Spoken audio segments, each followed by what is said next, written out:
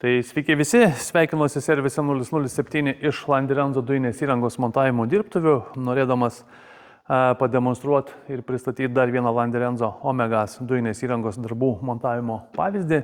Šį kartą turim 2020 metų Jeep Grand Cherokee automobilį, vėlgi 5,7 V8 Hemi variantas, visų trokštamas, pagidaujamas, mylimas, orinė pakaba. Geros komplektacijos automobilis, važiuoja tikrai labai maloniai, be abejonės puikiai tinka tiek miesto kelionėm, tiek ir tolimom kelionėm. Pakankamai tylus salone, tikrai graži dinamika, pakankamai ekonomiškas Hemi režimu važiuoti. Na, o Landirenzo sistema be abejonės su visais šitais iššūkiais kuo puikiausiai susitvarko. Taip, kad trumpai apie pačius komponentus ir noriu Jums papasakoti. Tai valdymo bloką liečiu ranka, štai čia patogi ir gera jam vieta. Be abejonės greta turim benzininį valdymo bloką, taip kad didžioji dauguma mūsų signalų ir laidų yra jungiamų tiesiai prie pačio valdymo bloko, jokių čia laidų mėtymų ant variklio skyriaus ir panašiai, tik tai kas yra būtina ir iki purkštukų bei slėgio daviklio, o visą kitą mes susilituojam ir apsaugom termokembrikais be abejonės su klijais, kaip visada, tiesiai prie pačio benzininio valdymo bloko. Jeigu norėtume prie saugiklio atsijungę jungti su visa dėžute, kompiuterį galim nusikelt, jokių problemų, greta turim diagnostinę jungtį bei dujinės įrangos saugiklį. Instruktažo metu papasakosim klientui, ką reikia žinoti, saugiklio vieta be abejonės turi būti jam žinoma, nes tech apžiūroj mėgsta paklausti, ar tokia vieta yra ir ar žinot, kur jinai. Tai vairuotojas ir automobilio savininkas be abejonės privalo tą žinot. Atskirai nuo dviejų dujų reduktorių turim sumontuotą OMB BFC skystos fazės filtrą bei dujų vožtuvą, kurį rekomenduojam kas 15 000 arba kas 12 mėnesių aptarnauti, keisti tiek filtrą čia esantį, tiek patį vožtuvą valyti, be abejonės jisai lengvai prieinamoje vietoje ir dėl to, kad būtų galima nesunkiai ir sparčiai atlikti aptarnavimą. Dujinės fazės filtras su surinkimu vienoje vietoje ir kitoje vietoje, vėlgi, kad būtų lengva prieiti, aptarnauti, kaip jau minėjau. Dujiniai purkštukai yra sumontuoti po variklį dengiančių gaubtų, pats gaubtas pilnai savo vietose, užsifiksavęs, be jokių ten nesąmonių. Ne tik, kad užmestas, bet tikrai savo vietose puikiai laikosi. Yra po dangčiu sumontuoti Reilo IG7 Dakota dujiniai purkštukai. Vieni patikimiausių rinkoje šiai dienai, tikrai puikiai dirbantis, veikiantis visose sūkių diapazonuose, visose apkrovimuose, visose įmanomose temperatūrose, taip kad tikrai automobilis važiuoja sklandžiai ir dinamiškai, taip kaip jis tą daro benzinu, lygiai tą patį daro ir dujomis. Na, esmė čia turbūt yra aišku pakankamas kuro kiekis, tai tą pakankamą kuro kiekį garantuojam sumontuodami du Landirenzo LI10 Turbo Oversize reduktorius, kadangi tai yra orinė pakaba. Posparnėje keleivio pusėje montuoti negalim, nes ten yra visas kompresorius.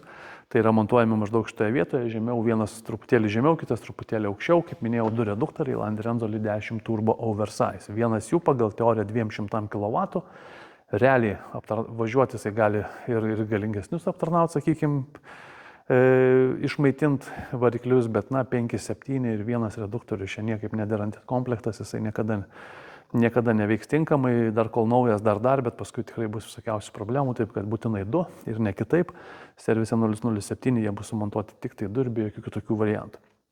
Tai visi darbai, kaip visada pagal aukščiausios kokybės standartus, tai yra ir mano paminėtos laidynas adaptuojamas konkrečiai šiam variklio skyriui, visi laidai gofrose, viskas izoliuota, sulituota, apvilkta, gražios gofros tvarkingos, taip pat kaip gamykliškai sudėtos, specialūs gamykliniai laikikliai, teflonu dengtos žarnos tam, kad dujų kvapų nebūtų nei aplink automobilį, nei variklio skyriuje, nei salone. Viskas iš tikrųjų tvarkingai, maksimaliai kokybiškai, taip kaip galim padaryti, viskas švaru, gražu, nuvalyta ir pasiruošta jau klientui atiduoti.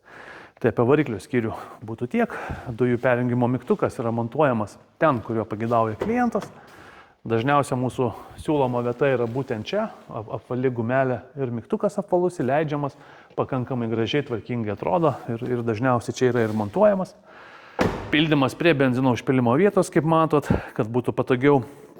Išnešamas truputį atgal, yra vienodame aukšte su benzinu, nerūdyjančio plieno varžtai, su benzino užpilimo turimeni, nerūdyjančio plieno varžtai, tam, kad viskas čia gražiai atrodytų, taip kaip turi būti. Aišku, yra dangtelis, dangtelio galima nesukti, benzinas, kaip matot, benzino užpilimo nėra dangtelio ant užpilimo vietos, tai viskas gražiai užsidaro. Dujų balionas standartinėme plane, kaip visada, yra montuojamas, matot, lygiai gražiai, dugnas visiškai lygus, tvarkingai užsidaro. telpa puikiai daiktadėžė šalia, galima susidėti daiktus ir čia yra sumontuotas 80 litrų Bormech gamintojo balionas, kokybiškas. Vėlgi yra sumontuotas ekstra tipo multivoštuvas jame. Ką tai reiškia? Tai reiškia, kad yra padidinto pralaidumo tam, kad mums skystos fazės užtektų abiems reduktoriams esančiams automobilio priekyje. Žinoma, pats multivoštuvas žiūri į tą pusę. Kodėl? Todėl, kad akceleruojant stipriau skystą fazę natūraliai subėga į galinę baliono dalį. Ir norint, kad variklis važiuotų gerai, kad reduktoriams užtektų skystos fazės, tai be abejonės multivoštuvas turi būti statomas į galą ir niekaip ne kitaip. Jeigu pas 5-7 pavyzdžiai pamatote priekį žiūrinti multivoštuvą, tai nuo pusės baliono jis jau ten tinkamai to srauto neturės pakankamai. Ilgainiui tai atsiliepti gali viskam ir sąnaudom, ir variklio ilgamžiškumui be abejonės taip pat. Tai tokios smulkmenos, detalės, kurios turi būti padarytos iki galo. Tai va, tai tiek apie kokybišką Landrenzo sistemos montavimą pas mus servise 007. Jei ieškot kokybiškų sprendimų, kreipkitės, mielai padėsim. Ačiū.